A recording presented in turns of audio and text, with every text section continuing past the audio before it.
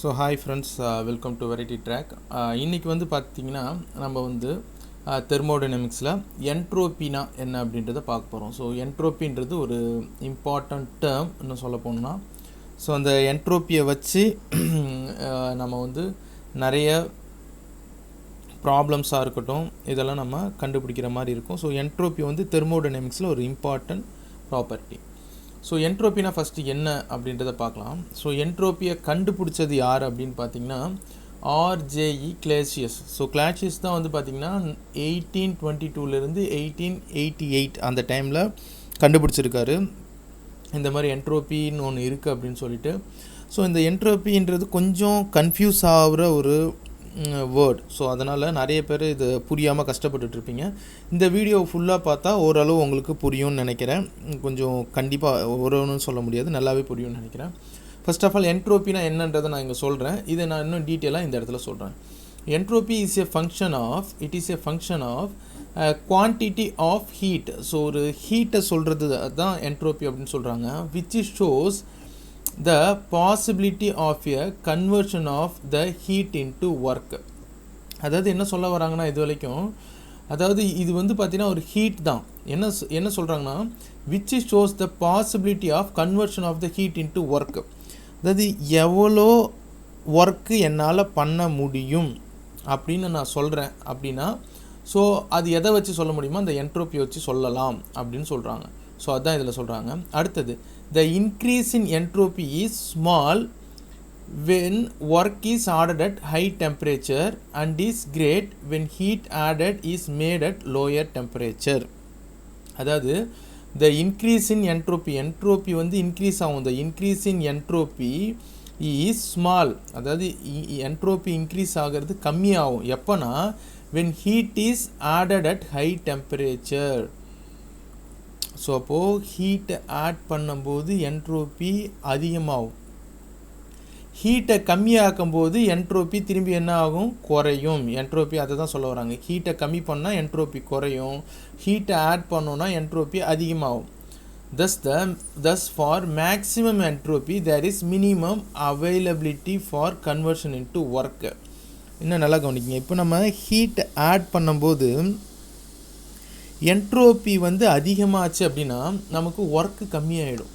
இந்த ஒர்க் வந்து என்ன ஆகிடும், ரொம்ப குறைஞ்சி போயிடும். இதுவே ஒர்க்கு அதிகமாகுது அப்படின்னா அந்த இடத்துல என்ட்ரோப்பி ரொம்ப கம்மியாக இருக்குதுன்னு அர்த்தம். அதுதான் சொல்கிறாங்க. thus the maximum entropy there is the minimum availability. அதாவது அவைலபிலிட்டினா எனக்கு தேவையான ஒர்க் வந்து ரொம்ப கம்மியாகிடும் என்ட்ரோப்பி அதிகமாச்சுன்னா. அப்போ நம்ம சிஸ்டமில் என்ட்ரோப்பி அதிகமாகாமல் நம்ம பார்த்துக்கணும். ஏன் அதிகமாகும்னா என்ட்ரோப்பின்றது என்னது, மாலிகுலர் டிஸ்ஆர்டர்னஸ். ஸோ இப்போது இந்த மாதிரி மாலிகுலர்ஸ் இருக்குதுன்னு வச்சுக்கோங்களேன். இந்த மாதிரி மாலிகுல்ஸ் இருக்குது. இப்போ ஹீட் கொடுக்கும்போது இங்கே இந்த மாதிரி வரிசலாக இருக்கிற அந்த மாலிகுல்ஸ் இங்கே இங்கே இங்கே இங்கே இங்கே இந்த மாதிரி என்ன ஆகிடுது, டிஸ்ஆர்டர் ஆகிடுது. இப்படி டிஸ்ஆர்டர் ஆகும்போது இதுக்குள்ளாரே ஹீட்டெல்லாம் இந்த மாலிகுல்ஸ் எடுத்துக்குது. ஸோ அப்போ ஹீட்டை எடுத்துக்கிச்சு அப்படின்னா நம்மளால் அதை ஒர்க்காக கன்வெர்ட் பண்ண முடியாது.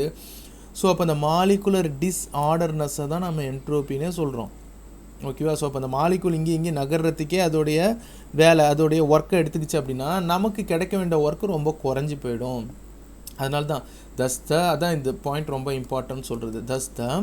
thus for maximum entropy there is a minimum availability of the conversion into work and the minimum entropy அதுவே கம்மியாக இருந்துச்சு அப்படின்னா there is the maximum availability for conversion into work. அதாவது என்ட்ரோப்பி ரொம்ப கம்மியாக இருந்ததுன்னா நமக்கு ஒர்க் இன்னும் அதிகமாக கிடைக்கும். அவைலபிள் எனர்ஜி, ஒர்க்காக மாற்றக்கூடிய எனர்ஜி அதிகமாக கிடைக்கும். இதுதான் கிளாசியஸ் வந்து 1822 வந்து நமக்கு சொன்னார்.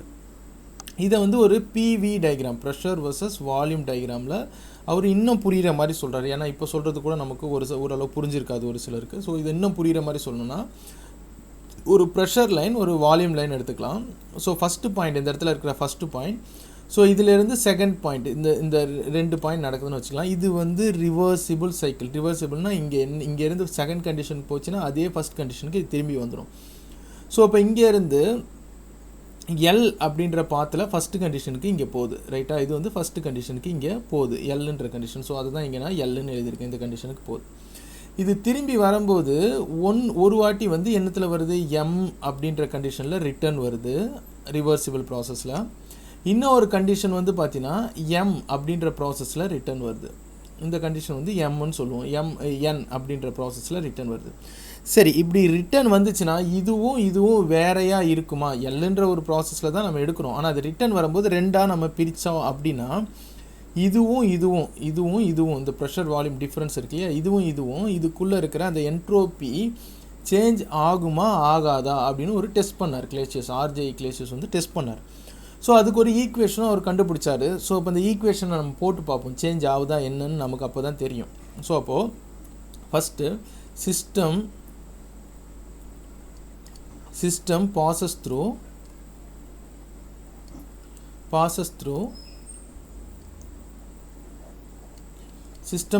through the cycle. எதனால் இந்த சைக்கிள்னு சொல்கிறாங்க? 1லேருந்து 2க்கு போயிட்டு திரும்பி இங்கே 1க்கு வருது இல்லையா, அதனால் அதை சைக்கிள்னு தான் சொல்லுவாங்க. ஸோ சைக்கிள் நான் இப்போ இதை எடுத்துக்கிறேன் 1, இந்த 1 எடுத்துக்கிறேன், அடுத்தது L எடுத்துக்கிறேன். இந்த 1லேருந்து Lக்கு போகுது, L வழியாக அடுத்தது எங்கே போகுது? 2க்கு போகுது. 2லேருந்து அடுத்தது எங்கே போகுது? M, இந்த அவுட்டர் லைன் எடுத்துக்கிறேன். 2லேருந்து அடுத்தது M, ஸோ Mக்கு போகுது. Mலேருந்து அகைன் 1க்கு வந்துடுது. இது வந்து ஒரு சைக்கிள். இப்போ எங்கே ஸ்டார்ட் ஆச்சு அது அங்கேயே வந்து முடிஞ்சிச்சுன்னா அது ஒரு சைக்கிள், ரிவர்சிபிள் சைக்கிள். ஸோ சைக்கிள்னால நான் இன்டெகிரேஷனில் என்ன பண்ணுறேன்? இப்போ ஒரு இன்டெகிரேஷன் போட்டேன் அப்படின்னா அதில் ஒரு இந்த மாதிரி 0 போட்டேன்னா அது சைக்கிள், அதாவது அது எங்கே ஆரம்பிச்சதோ அது அங்கே வந்து முடியுதுன்னு அர்த்தம். என்ட்ரோப்பின்றதை இவர் என்ன சொல்கிறாரு அப்படின்றத நம்ம புரிஞ்சுக்கணும். என்ன சொல்கிறாரு அப்படின்னா dQ டிவைடட் பை T. நான் முன்னாடியே சொன்ன மாதிரி நமக்கு டெம்பரேச்சர், ஹீட் எவ்வளோ ஆட் பண்ண டெம்பரேச்சர் சேஞ்ச் ஆகிக்கிட்டே இருக்கும், டெம்பரேச்சர் இன்க்ரீஸ் ஆகிட்டே இருக்கும். அப்படி டெம்பரேச்சர் இன்க்ரீஸ் ஆகிடுச்சு, அந்த ரேஷியோ இன்க்ரீஸ் ஆச்சுன்னா என்ட்ரோப்பி எனக்கு சேஞ்ச் ஆகிக்கிட்டே இருக்கும் இல்லையா. ஸோ அந்த என்ட்ரோப்பி சேஞ்ச் ஆகுது, அதாவது cyclic integral of dQ by T equal to 0. அப்படி அது அந்த ப்ராப்பர்ட்டி கண்டிப்பாக சேஞ்ச் ஆகும் அப்படின்னு இவர் கண்டுபிடிச்சார். ஸோ அப்போது dQ பை தயவு செஞ்சு மறந்துடாதீங்க, dQ பை T தான் என்ட்ரோப்பி ஷார்ட்டாக நம்ம எஸ்ன்னு சொல்லுவோம். இங்கே entropy is equal to S. So S is equal to cyclic integral of dQ by T. எவ்வளோ ஹீட் ஆட் பண்ணுறோமோ அதுக்கேற்ற மாதிரி டெம்பரேச்சர் ரைஸ் ஆகிட்டே போயிட்டே இருக்கும். எவ்வளோ ஹீட்டை குறைக்கிறோமோ அதுக்கேற்ற மாதிரி டெம்பரேச்சர் குறைஞ்சிக்கிட்டே வரும். இந்த ரேஷியோ தான் நம்ம என்ட்ரோப்பி. இது எதனால் அப்படின்னா மாலிகுலர் டிஸ்ஆர்டர்னஸ்னால் நடக்குது அப்படின்றது கிளேசியஸ் கண்டுபிடிச்சாரு. ஸோ இப்போ இதை வச்சு நம்ம அது கரெக்டாக என்னென்னு ப்ரூவ் பண்ணி பார்க்கலாம். ஸோ இப்போ இந்த ஃபஸ்ட்டு சைக்கிள் 1L 2M 1 எடுத்தாச்சு. ஸோ இதில் ஃபஸ்ட்டு ப்ராசஸ் எங்கே நடக்குது? 1லேருந்து Lக்கு நடக்குது. ஸோ 1L 2 எங்கே போகுது? இது 2 வரைக்கும் போகுது. ஸோ இந்த இருக்கிற 2 வரைக்கும் போகுது.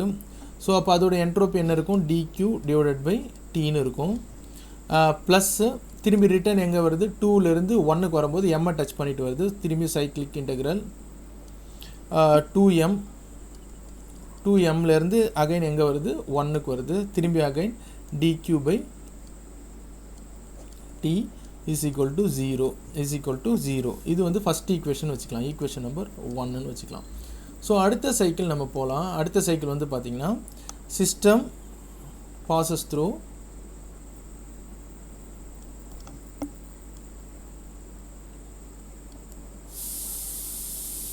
system process through the cycle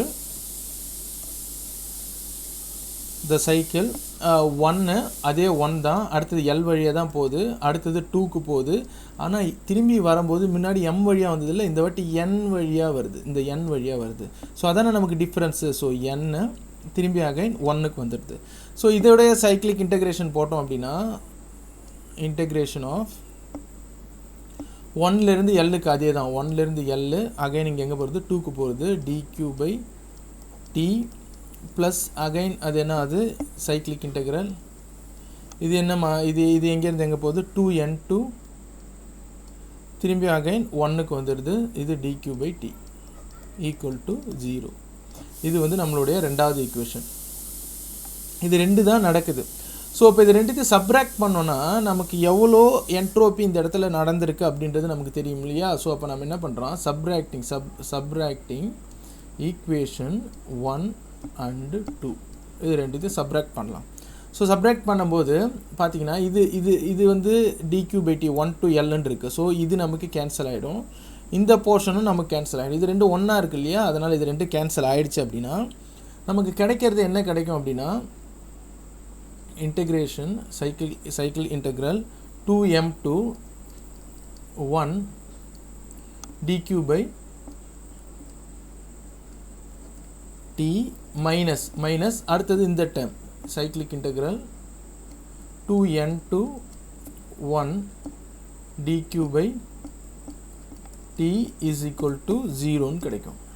so இப்போது இந்த மைனஸை நம்ம அந்தாண்டு எடுத்துகிட்டு போனோம் அப்படின்னா இந்த லிமிட் இங்கே சேஞ்ச் ஆகும் இல்லையா. ஸோ இப்போ இந்த லிமிட் எப்படி சேஞ்ச் ஆகும், இது 1 to 2mன்னு சேஞ்ச் ஆகும்.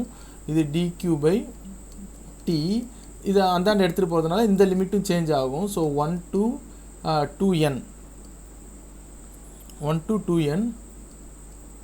இது வந்து dq by tன்னு சேஞ்ச் ஆகும். ஸோ இது சைக்கிளிக் இன்டெக்ரல், ஒரு சைக்கிள் முடியுது அப்படின்றத சொல்கிறோம். ஸோ இப்போ இதிலேருந்து நல்லா பார்த்திங்கன்னா உங்களுக்கு தெரியும், இந்த ஃபைனல் ஈக்குவேஷன்லேருந்து கிளேஷியஸ் என்ன சொல்ல வராங்க அப்படின்னா, இங்கே என்ன நடக்குதோ இந்த 2mல என்ன நடக்குதோ அது ஈக்குவல் டு இது என்ன நடக்குதோ இந்த ப்ராசஸில் திஸ் ஈக்குவல் டு திஸ் அப்படின்னு சொல்ல வர்றாரு. அப்போ ரெண்டுமே ஒன்று தான் அப்படின்றத சொல்கிறாரு. இங்கேருந்து ஒரு ப்ராசஸ் நடந்து கம்ப்ளீட் பண்ணும்போது இது எத்தனை வாட்டி நம்ம இங்கே இதுலேருந்து இன்னொரு ப்ராசஸ் எடுத்தாலும் இதுலேருந்து இன்னொரு ப்ராசஸ் எடுத்தாலும் MNOPQன்னு எத்தனை எடுத்தாலும் இது எல்லாமே ஈக்குவலாக தான் இருக்குது. ஸோ இப்போ இது ஒரு ப்ராப்பர்ட்டி, இது வந்து என்ன அதில் சேஞ்சே ஆகலை. அதை சேஞ்ச் ஆகாதனால இது ஒரு ப்ராப்பர்ட்டியாக நம்ம எடுத்துக்கலாம். அந்த ப்ராப்பர்ட்டிக்கு நம்ம ஒரு பேர் வைக்கலாம், அதுக்கு பேர் தான் என்ட்ரோபி அப்படின்றத சொல்கிறார். ஸோ அப்போது என்ட்ரோபி எஸ், ஷார்ட்டாக அதுக்கு எஸ்ன்னு சொல்லுவாங்க. எஸ் இஸ் ஈக்குவல் டு அது எப்படி சொல்லுவாங்க, dq by t. ஸோ இதுக்கு யூனிட் என்ன வைக்கலான்னு பார்த்தாரு. கியூக்கு என்ன unit, kilo joule by kelvin. Temperature என்னத்தில் சொல்லலாம், கெல்வினில் சொல்லலாம். ஸோ இதோட யூனிட் வந்து கிலோ ஜூல் பர் கெல்வின்னு கிளேஷியஸ் வந்து 1822 1888 இதை கண்டுபிடிச்சார். ஓகேவா. ஸோ இப்போது ஃபைனலாக நம்ம என்ன சொல்லணும்னா, நோ ரெஸ்ட்ரிக்ஷன், அதாவது பார்த்திங்கன்னா no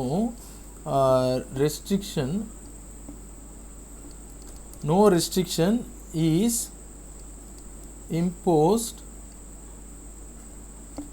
imposed on path L and M. Lக்கும் Mக்கும் எந்த ஒரு ரெஸ்ட்ரிக்ஷனும் கிடையாது. Except that they must be reversible. Except என்னென்னா அது வந்து ரிவர்சிபிள் ப்ராசஸாக நடக்குது, அது மட்டும்தான் ஒரு difference. Except that they must B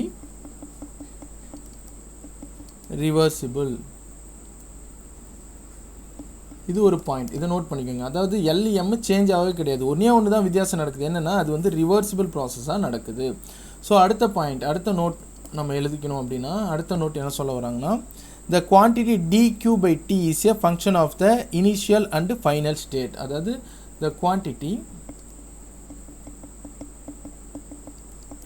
dq by t னா என்னன்னு சொல்லியிருக்கேன்னா, entropy dq by t is a function of அது வந்து ஒரு function,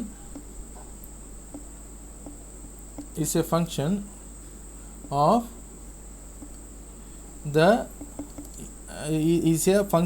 the initial and final state of the initial and final state of the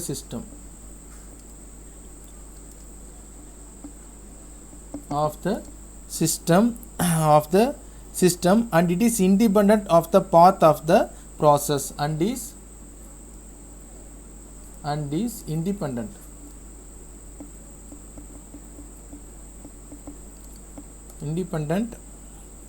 of the path of the process.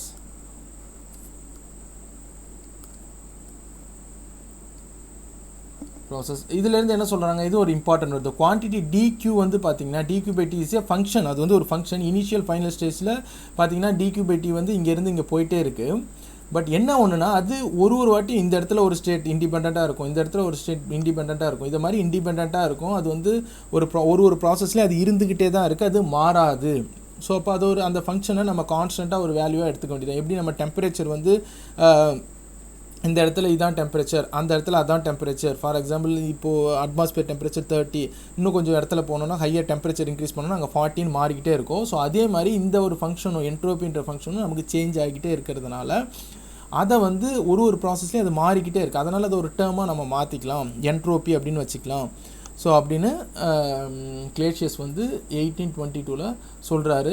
Maximum இந்த என்ட்ரோப்பி எப்படி change ஆகுது அப்படின்னா molecular டிஸ்ஆர்டர்னஸ், இப்போது ஏராக இருக்கட்டும் எதாக இருக்கட்டும், இந்த மாதிரி மாலிகுல்ஸ் வரிசலாக இருக்குது. இதில் நான் இப்போது இங்கே ஹீட் கொடுக்குறேன், ஹீட் கொடுக்குறேன். அப்போ இந்த மாலிகுல்ஸ் எல்லாமே இப்படி இருந்த மாலிகுல்ஸ் இந்த மாதிரி என்ன ஆகும், இந்த மாதிரி டிஸ்ஆர்டர் ஆகிடும். ஸோ அப்போ அந்த இடத்துல ஹீட் ப்ரொடியூஸ் ஆகும், dQ/T. ஸோ அந்த dQ/Tயை தான் சிம்பிளாக சொல்லணும்னா என்ட்ரோப்பி அப்படின்னு சொல்கிறாங்க. இது உங்களுக்கு புரிஞ்சிருக்கும்னு நினைக்கிறேன். ஸோ எதனா டவுட் இருந்ததுன்னா எனக்கு கீழே கமெண்ட் பண்ணுங்கள், கண்டிப்பாக நான் எக்ஸ்பிளைன் பண்ணுறேன். தேங்க்யூ ஃபார் வாட்சிங் ஃப்ரெண்ட்ஸ்.